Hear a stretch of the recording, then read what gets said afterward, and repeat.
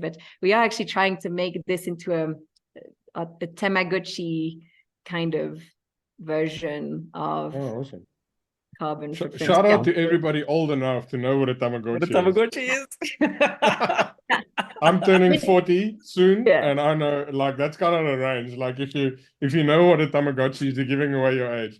Hey, but everyone knows it. I've spoken, I think, that the young generation now are using these old school photographers and everything. So I think but anyways, yeah, so that's our latest little product feature, trying to get that feeling of you're seeing your little Tamagotchi die if your footprint increases too much, and thrive if it doesn't, if you are within your goal.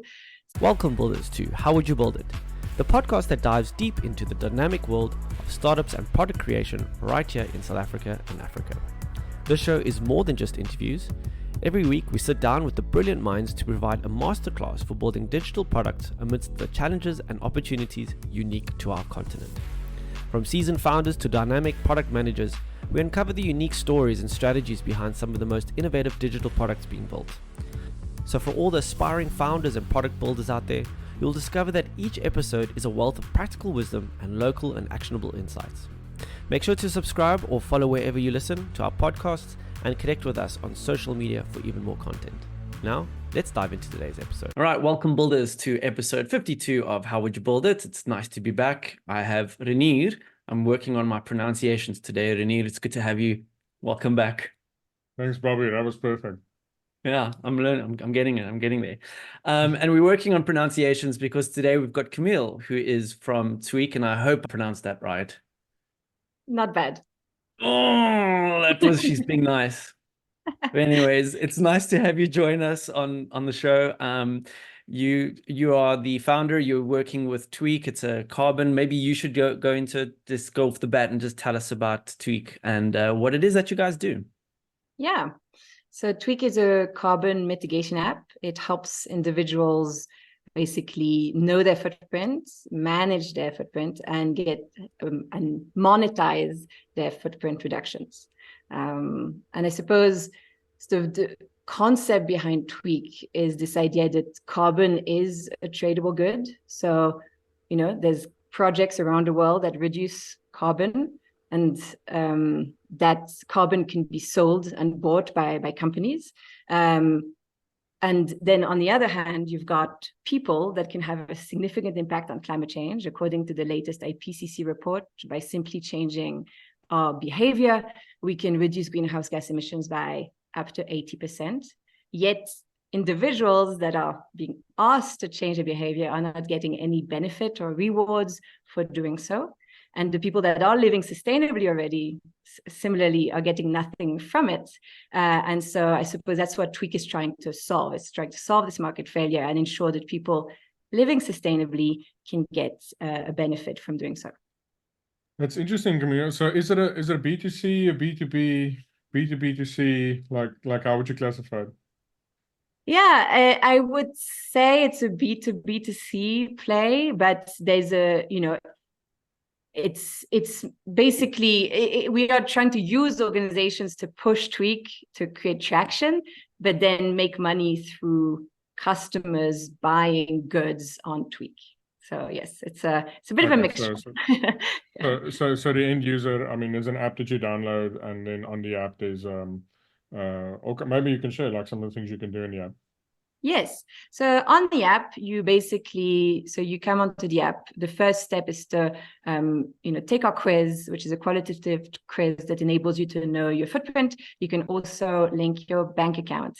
So we don't do this to be creepy or anything. We really do this because your bank account contains most of your footprint. So your electricity purchases, your fuel purchases, your airplane purchases are all part of your bank account information. As a result, we can in real time and automatically transform all of this data into CO2 footprint. So that makes it much more accurate, much more automated, and just really interesting. And we're one of the, we're the first to have done this in South Africa. So that's the first step, right? And I think in general, to be able to manage your footprint, you need to measure it. So that is the first step on the app. And then we've got all these ways for you to manage your footprint. So we've got a list of 150 sustainable retailers on the app that you can, shop from. We're also trying to promote people to buy different solar products, different ESG investment products. So trying to basically help them to live more sustainably, and to show that living more sustainably often means actually living, with less expenses, because solar panels currently enable you to actually save money, same for buying secondhand goods, etc. So we're trying to promote, the two together. I think hand in hand is what we need to do in South Africa, especially to work with the market and the economic difficulties that we are having. And then as you prove that you're living sustainably through the app, you then get access to discounts and rewards through our sustainable partners. Yeah, that's super interesting. And I took that quiz, and it actually, because one of the big things that comes out of when we have these kind of conversations and what you've explained is the behavior side of things, right? It's like, and we chatted offline about product, and product is about trying to change behaviors, whether it's through an app or just in general. So what was nice about the quiz is that it planted seeds. And I was thinking about it, just because one of the big things with this kind of things is the educational part of it. You don't realize these things, so now that I realize that this equals more carbon, then now I know I need to change my behaviors. So that's really cool. I really like that part of the app. Do you have any insights into why you built that and what you're looking to achieve from the quiz? Yeah, I mean, just in general, I suppose we are trying to, both create awareness and obviously also create behavioral change. That is the goal, right? When we started, we were like, okay, what's really interesting is just to know your footprint. But very quickly we realized, okay, some people are interested, but very few people are interested in this. We need something to actually get people to care about this, and the carrot piece here is the incentive. So I suppose that was really the goal of the app, is to say, okay, we're trying to create behavioral change, but we're not just going to create behavioral change by telling you all that you need to do. We're going to help you want to do these things because of all the positives you can get and all the rewards you can get through the app. So that was, and then we're also, I suppose, trying to push social pressure at the same time. So, there's quite a lot of studies obviously showing that to create behavioral change, the two main things you can do is financial incentives and social pressure. And so I think that's what Tweak is really focusing on. And so we're hoping that, by doing this, by getting access to these rewards and this feel good feeling, you then end up changing your behavior, or, calling your friends to the app, and kind of it happens because of the benefits of the app. The behavioral change happens because of the benefit of the app versus because of the sort of interest. Unfortunately, that's not, is not always there for climate change at this point. Yeah, I think that's a very interesting point, Camille, because a lot of the times people, everybody talks about green and being sustainable, but very few people actually recycle, and very few people actually do anything about it. Yeah, but I love the Tesla example because, they built a sports car, and, they got sports car people excited about a electric vehicle. And all of a sudden they, and then obviously they used the incentives and the grants to bring it at a price point which was quite competitive. So people shopping for a sports car were looking at it going, this is actually same price or maybe even cheaper than something of similar performance. But, I don't have to buy any fuel for this. I can charge for free. And I think, that's a big thing. As soon as we start getting, the economic viability of it will really drive adoption. And is that a big thing for how you approach this, to figure out how you can drive economic incentive for people in order to drive the behavior change? Yeah, definitely. I mean, that is the ultimate goal. First is to prove that, there's also to debunk this idea that living sustainably means living, having to spend a lot of money. So I think a lot of people don't realize that living sustainably actually means, spending a lot less. So if you buy secondhand goods, you're spending a quarter of the amount that you would typically spend, and that is significantly more sustainable. Same, like, again, it's not about buying organic, which is more expensive. It's just you buy chicken instead of beef, and you slash your footprint, right? You don't buy plane tickets and you take a bus. Similarly, so there's a big, there's actually, I do think it really works with South Africa. It's just, I think a lot of people have associated like living sustainably with quite a rich lifestyle, which I think is incorrect. So we're definitely trying to change that perception. And then we're trying to ensure that, and again, it's something we're developing more, right? The rewards program costs a lot of money. So currently we've done it with people that are willing to give us rewards for free. But our goal is to get to a point where we will have really great rewards on the app that will motivate people that are living the most sustainably. And of course, the people living the most sustainably in South Africa are people that have the lowest income. That is 100% correlation between, your income and the lowest it is, and the fact that you're living the most sustainably. And so that really is our goal, is to get people to care about this by giving them all these benefits for living this lifestyle, and kind of helping us all as a result. So it's kind of like the vitality for sustainable living. Yeah, it's exactly the discoveries. For sustainable living. I just didn't know if I could say that, but yes. No, you can. It's like the Uber of people. Yeah. People have been using that forever. So just coin the term and roll with it. Yeah. But I mean, this obviously vitality has been really successful in not only changing health behavior, but also now recently financial behavior through the rewards program. So the stuff works. So there's definitely opportunity for it, I'm sure. Yeah, there is. And the difference is on top of that, as I said, carbon is a tradable good. So if we reduce our carbon footprint, so currently if you're a project and you're certified and you plant, 1 million trees, you can sell that carbon reduction, right? You can sell the fact that there's been all this, carbon has been removed through planting of trees. You can sell it, companies buy it. Like, it's actually something that is tradable. If people, the same should be the case. Yes, of course. Yeah, everywhere. So there's carbon offsetting projects here. And my goal is to get to the same place, right? So if someone proves that they've reduced their footprint, or prove that they lived below a certain threshold, that we also can basically be certified as a carbon project, and as a result kind of actually monetize this for people. So monetize their footprint reduction. So one of the carbon credits that we actually already have live, in the sense that it's been approved, it's not on the app yet. So if people, for instance, have solar panels, they'll be able to connect their inverters to Tweak, and then the amount that they're using the solar panel instead of what they would have used the ESCOM for, it then will be, that will be considered a carbon credit that can be sold to a corporate, and so it will monetize that carbon reduction. So that is really, the ultimate goal. So I think there's a really good mechanism to monetize it, which is even clearer than maybe things like health or finance. So it is very exciting, and I think it's definitely a great model. Okay. And how are you finding adoption at the moment? Like, just talking about the addressable market that you can sort of reach, how has adoption been going? How are you finding people catching on to this concept?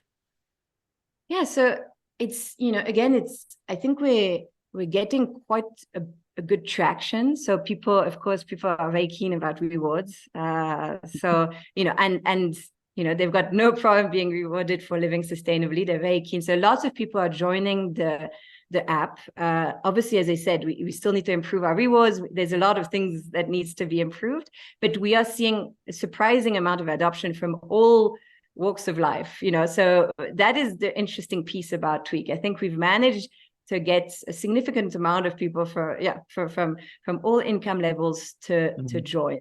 But then we need retention, and for retention we need great rewards is basically the next step. Yeah. So I have to ask, because I know with your onboarding, and you've mentioned it already, that you have to link your bank to it, which is through the 22/7 app, and which I think is a great app, and it's got its own potential in the market. But I think a lot of people have that initial, like, concern about doing it. So how are you finding that same behavior or that same kind of block or road speed bump? Sure. No, definitely. It's something that people are not used to here. In America, in Europe, it's completely normal to do that, right? It's really not a problem. But here it is a very new thing to do, and it's quite disconcerting, I think, for a lot of people. They also don't really understand why. We try to explain it, but it's hard. So yeah, but it's safe, we are right? trying. It is safe though, right? It's not like there's it's quite a secure app from what I understand. They've got the security in place. So it's actually, because I don't know if for me it's a safety thing, you're putting your data out there and, people can tap into it. And I think that's maybe what people are thinking about, like giving away their bank information like that. For sure. No, but it is definitely the safety is not a problem. 22/7 has all the ISO requirements, all the the different, like, it's got the same security systems as most banks. It's actually directly integrated with Discovery and a couple of banks. It's secure. It's just quite it's just a new behavior, and any new behavior takes time, especially with something so so new, so sensitive as transactional data. Obviously, we know that, and we're trying to push as much as we can through the quiz. It's not as great of an experience, and obviously the promise of quiz is we can't prove the answers, right? So people could answer whatever they want, so that creates issues, especially when it comes to then rewarding the behavior. So we're working on that. We're working on just making the quiz something that you have to redo regularly if you want to then get the rewards, etc. But it is definitely something that we're trying to figure out. How to do this without the transactional data is a big thing. So Renee, like we've spoken about, we've actually on podcast, we've had a lot of the solar people on. We've had Michael join us, and Versify. We've had a lot of these kind of conversations. But when we talk about the solar, it's almost like people have done it because they needed to, because load shedding was there, and it was like, okay, this is my way. Okay, now there's a way for them to benefit from it. But Renee, my concern, my question that I would like to bring to both of you is actually, like, how does the South African and the African market look at this when we've got much bigger problems to solve? There's a lot of bigger things. We've got elections coming up, like front and center of people's minds is not necessarily here. So I just wanted to get, where do you guys feel from the current point of view where we are with all of this? Well, I think, as if the economic incentives are there, it obviously makes sense. So, with inflation being what it is in South Africa and load shedding being what it is, we are known for our hustle and making things work. So if you can save money doing some of these things, I think a lot of people will adopt it. And it's probably, when we mentioned it earlier, like, it's the economic incentive that would really drive a behavior change. So if you can show people how much cheaper it could be by just making certain tweaks, I use the startup name, tweaks in their behavior, then I think it will really drive the adoption. And I think the world has moved on from the you need to do sustainability because of sustainability. I think there's a practical aspect to this, which, and the whole industry, I think, has matured a bit. And this is really it's the same with EVs, and we discussed it, Bobby. Like, this stuff is going to happen. Like, electric vehicles are going to become mainstream in South Africa in the next 10 to 20 years, and so will household solar will become more and more affordable and viable. And I already saw an article this week that the collection of solar panels in South Africa is now, the power it can generate is now more than our biggest power plants. Medupi, yeah, I saw that. Well, the single, if you take the power that one big power plant can generate, the household solar does more. And that's just going to keep growing. I mean, solar panels are becoming more cheaper, more affordable, different ways to finance it, rent it. Like, there's all kinds of creative things you can do. And it's still early days, but the people building in this space will reap the benefit once the economic incentive becomes just so good that everybody does it. And I believe it's the same for the space that Tweak's playing in, because at one point, you know, it's just going to make, there will be like a dam wall that breaks, and now it will become mainstream. So, you know, I think you need to be building in this space, but you need to be patient, because it's probably going to take, it's difficult to say how long it's going to take. It might happen in the next 6 months, might happen in the next 5 years, but it will eventually happen. And I think that's why building in the space and taking an approach of getting adoption is probably a good one. Yeah. No, 100%. I mean, it's very interesting. Again, honestly, if people are doing these things for other reasons than being sustainable, I don't really mind it, right? As long as they're doing the behavior, and it is happening. Again, I think this is just happening everywhere. Like, people are changing their behavior significantly. I think Yaga, which is a secondhand store, is just growing the fastest in South Africa compared to the rest of the world. Again, no, I don't think anyone is doing this thinking, oh, I'm saving the planet, but they are having a very positive impact. So I think, you know, it's, no matter the reason, what matters is that there's one place where you can have all of these things together and you know, benefit from it, even if you don't believe in it, but benefit from it, and kind of hopefully creates that push or that incentive, which is, I think, again, the Vitality model, right? I think a lot of people joined Vitality not to get healthier, but they got healthier because they wanted the rewards, and they wanted the smoothies. Yeah, exactly. And if I can do that, that's, you know, that's the goal, right? Yeah. Yeah, well, smoothies are definitely working. So so you have you got a scoring mechanism already in place on your app, or are you just doing the rewards? And if you don't have that reward system yet, like, how are you working towards that? Because when I was at Sweep South, I actually had a lot of fun using a lot of data, trying to figure out how to put a social score, or what we were calling a reliability score, on people. So just wanting to know where you are with that, and how you're thinking about implementing that. Yeah, so you see, again, the really nice thing was carbon footprint, super straightforward. It's just your carbon footprint. So once we measure that, you know, basically the app, all it's saying is, if you know, basically, you know, there's a business as usual, you know, amount of footprint, which is, I suppose, just over the average American. And then there's your low footprint, which we should all, you know, with certain behavior change, which we should all aim for, which is basically below the South African average, just above the Kenyan average. And, you know, so we know every month, especially when you connect your bank account, every month we see your footprint grow on a daily basis. And so at the end of the month, we know what your footprint was. And so, you know, if you keep under a certain number of, you know, under a certain number of kgs of CO2, you then get a number of points. So it's actually a very simple way to do it once you have the carbon data, which was the big piece. But that, obviously, we've managed to do a while back. Okay. Yeah. And so people, if they purchase from partners that you have on your marketplace, that improves their score too, right? Yeah, it basically, what it would do is it will reduce their footprint slightly. So like on that purchase, if it had been done from a less sustainable brand, that footprint will be reduced by, you know, 10%, 60%, depending on the type of good you're buying. And obviously, the more data we can get, the better. We are trying to get access to SDK level data from retailers. That would be, you know, an amazing data source where we could really push people to buying different products. Because again, food is one of these where it's actually the easiest way to change your behavior while having the largest impact. And so that would be a really exciting new data source to bring. But obviously it all takes time. Yeah.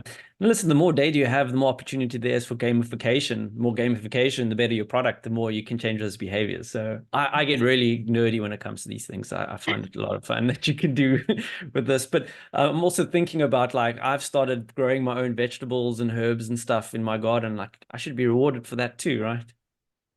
Yeah, technically, you know, all of these things, and it's a question of data. You're right, but 100%. If we can start measuring all of this, which honestly we can, because technically, again, if we had SKU level data and transactional data, we would know that you're buying less from your Woolies. We would know that automatically. You wouldn't even need to give us the data that I mean, we can give you brownie points for doing that, but my point is it would automatically come through in the data. Same, if you change car and you buy a better car, like you don't need, obviously, again, you can tell us and we will give you a little achievement points, but it will come through in the data. So it is actually, that data is critical to know your footprint quite accurately.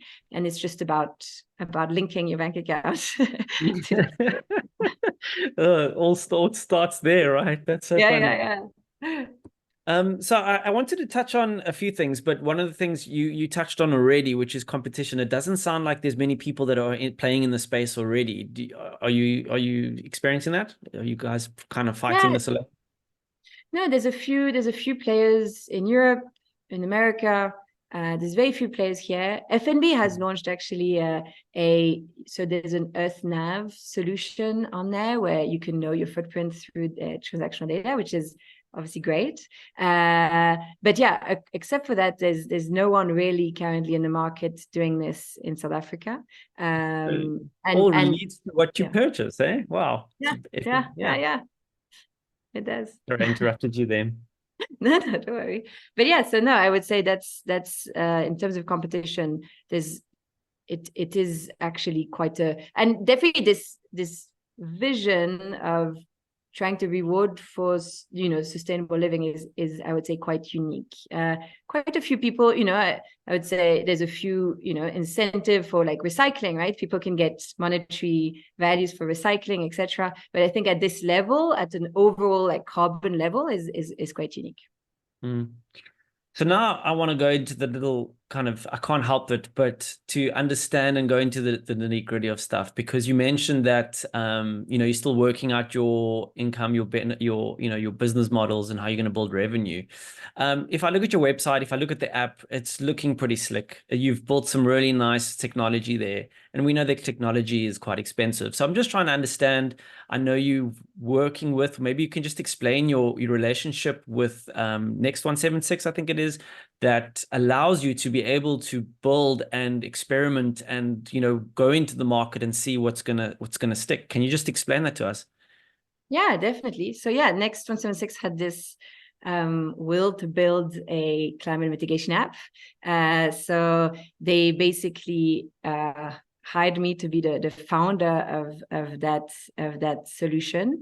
And since then, and they've committed capital towards it, which is obviously amazing and quite unique, and obviously reduces significantly the amount of risk as an entrepreneur.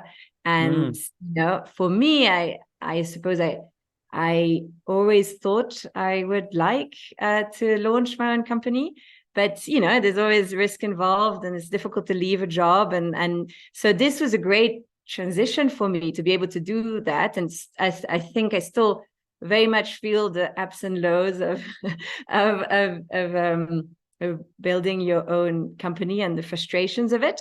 But yeah, it does definitely reduce some of the risks around funding, and it also opens a lot of doors, right? I mean, the amount of partnerships that they are able to, the conversations they're able to open up for me, and the support from the team and the bigger venture studio team is amazing. And so it's been quite and I think you do need to have a bit of patient capital, as I think Renier said. It's with these kind of apps, because they take time to get the right traction, the right business model, and so Next has enabled that very much. Yeah, I'm quite interested to from a product perspective, is trying to understand what sticks, right? And you mentioned different strategies around B2B, B2C, B2E. So like, can you give us any insights into that learnings, and like, what did you do? Can you give us an example potentially of something that you did and learned that, okay, this isn't going to work, or this is working really well, so let's do more of it? Yeah. So we've done so many trials, but yes, so I suppose we believed, and there was quite good data to think that companies would be willing to pay for a tool for the employees to know their footprint. So there was quite a lot of data. We had actually, so early contracts was Spa, Investec was Old Mutual. So there was quite a lot of interest, but that was for the quiz, just the quiz. And what we learned from that is the people don't come back to do the quiz. They do it once and then they're like interested in the results and then they never come back, which makes it a very, like, it's just not a very, scalable business. So that's, when we realize, okay, but if they are willing to do this for the employees because they really are interested in helping the employees become more sustainable, which was all that we heard from the market, then if we make a product that employees really want, they will pay for it going forward and potentially a slightly premium price, etc. So I suppose that was the concept of pushing there.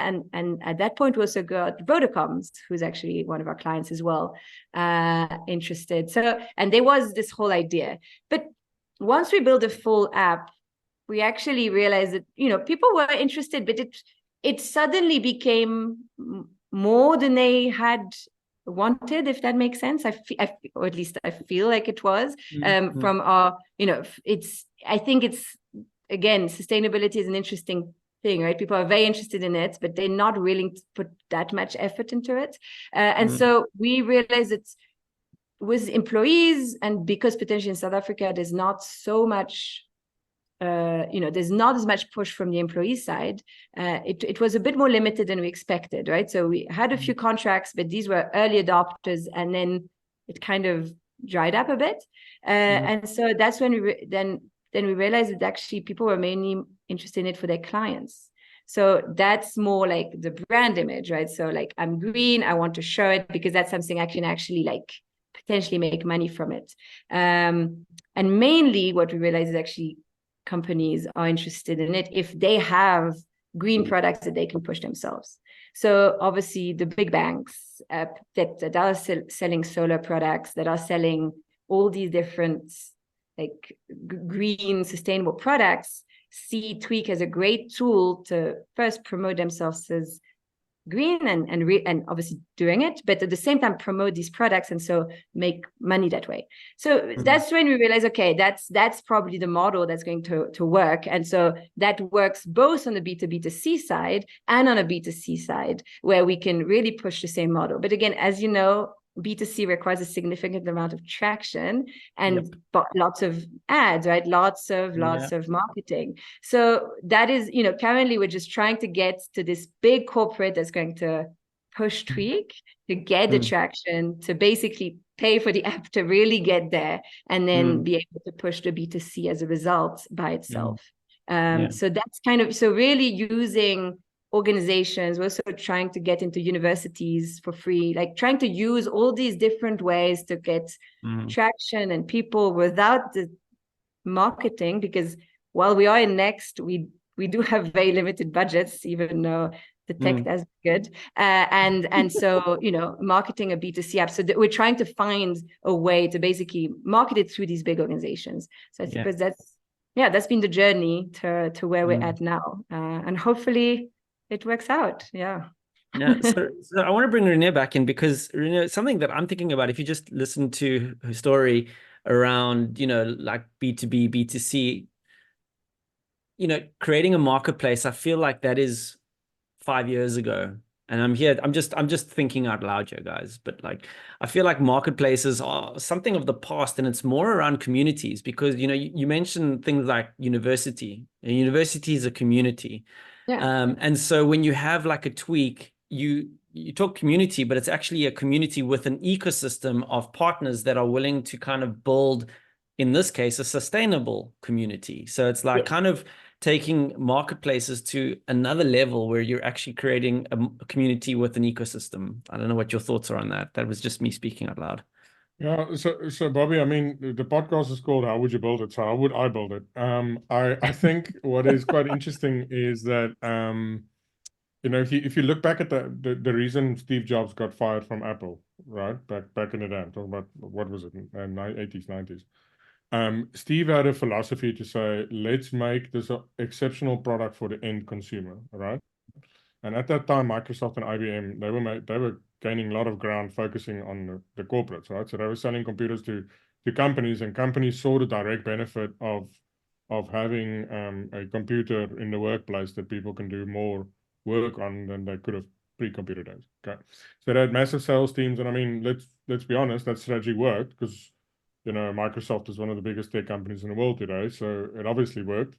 But Steve's philosophy is the more beautiful one, right? Steve said, people will love our products to the point that they will convince their bosses to buy our products for them. Right now, a lot of companies that you go to today, you'll see a lot of Apple computers around because certain employees just push the company to say, I'll come and work here, but I need to be working on a Mac, right? And I think there's both angles. I think if I were to build this, I would probably go the Apple route and really build an awesome, slick product in a way that the end consumers love it, and eventually force their companies to participate in this through just the experience they get through it and the joint mission. So to bring community into that, like, I think, a joint mission is probably key. Like, what are we doing? And I think, the underlying thing is cool. We're saving the environment, but you almost want something measurable. You want something you can see, touch, feel, experience, and then people go, oh, we all did this together. Yeah. We saved carbon by doing X, Y, Z. So slick product, something that gets better if you get other people to do it with you, I think is probably a cool, I don't know what that is, but it's kind of like Notion, and we covered it in a newsletter a while ago, product-led growth. Notion was really fun to learn. So I start this board on Notion and I go, cool, we're planning a family holidays, and I drop in pictures and links and quotes and tables with prices and everything. And then all of a sudden I go, well, my wife disagrees on certain things, so let me invite her to Notion to come and play on my board. And now we collaborate, right? Now we're having fun. But now we have two people going back into workplaces saying, hey, you guys should try Notion. It's really cool. And all of a sudden, the companies we're working in go, we need to buy Notion because everybody's using it. So I'm thinking almost if one can find an angle where you go, make it great for the end user, get a mission that they can do together, get it to be better when other people join, and then ultimately get these people to go into workplaces and put pressure on the companies they work for to go, you should be part of this, or you should incentivize everybody to do this, or something of that sort. So I think that, and I mean, obviously it's easy to throw out strategies. That's why consultants make a lot of money and take little risk. No, but shout out to all the consultants out there. But yeah, I think that could be a very interesting way to take this on. Yeah, actually, interestingly enough, an investor we're talking to, that's how it happened. They reached out because one of the investment officers had downloaded Tweak and loved it, and just thought, you know what, we should really talk to these guys. So yeah, it can work, but yes, definitely no. I think it makes it. That's what you want, right? Obviously, you need the funding to get there, and that's always the piece that's tricky. And time. It takes really long. Yeah. Yes. I mean, we talk about Notion as if they started yesterday, but they started 10 years ago. So 10 years ago, some people were playing on Notion, and I only heard about it 2 years ago. So so it takes a long time, even with unlimited funding, it just takes a lot of time. To get the habits to settle in, and to also to get the product right. Yeah, no, exactly. What, there's 2 or 3 things where we're like, this 100%, like we for instance, people were inviting friends to Tweak in the settings page saying, hey, invite your friends. So they were doing that. But then the minute we added it and lots of people were doing that. And then we added it on a leaderboard and said, add your friends. And for some reason, nobody does it. Like, not a single person does it. And and I'm just like, okay. And I think I still haven't exactly figured that out, but that's also the funny things that you learn, right? You try to do the thing that makes sense from all the data you have, and then somehow it fails. But I think it's just failing because it's too, I think actually people can be quite ashamed of their footprint, and they're like a bit afraid of that, because that actually shares the data. So yeah, that's an interesting learning. But we are, to your point, maybe yeah, I don't know if this is interesting for you guys, but we are actually trying to make this into a Tamagotchi kind of version of Oh, awesome. carbon footprint. Shout out Yeah. to everybody old enough to know what a What a Tamagotchi is. Tamagotchi is. I'm turning 40 soon, Yeah. and I know, like, that's kind of the range. Like, if you know what a Tamagotchi is, you're giving away your age. Hey, Yeah. but everyone knows it. I've spoken, I think, you know, that the young generation now like are like using these old school like photographers and everything. So I think yeah, but anyways, yeah, so that's our latest little product feature, trying to get, you know, that like feeling of like you're seeing your little Tamagotchi die if your footprint increases too much, and thrive if it doesn't, like if you are within your goal. So hopefully that will That's a really cool way to play with psychology. I like that idea a lot. Yeah. I Good think work. you should get AI and create like something that looks like an actual animal, and Mm. you know, just to make it really seem real, and then you know, yeah people will go switch electricity off for 5 days, or just start enjoying load shedding because they're seeing the animals frying. yes, Yeah, it's just trying. exactly. Yeah I think no, that's a great honestly, idea. you're right, that's the problem with carbon, is it's not visible, right? Nobody really knows the impact they're having. It makes it very difficult to care. So yeah, we're trying to make it just a visible thing that you can actually care about, that is representative of your footprint. So let's see if that works. That's very cool. Like an emotional attachment. I love it. Yeah. Anyways, we've kept you long enough. I want to thank you very much for your time. We're looking forward to watching your journey and seeing what else you guys can come up with in this Tamagotchi idea. But yeah, thank you very much for joining and sharing your insights. I think it's been a great conversation. Anything, Renier, before we go that you want to? No, pretty cool concept, pretty cool idea, and yeah, excited to see where it goes. Cool. Cool. Well, thank you very much, Will. All the best.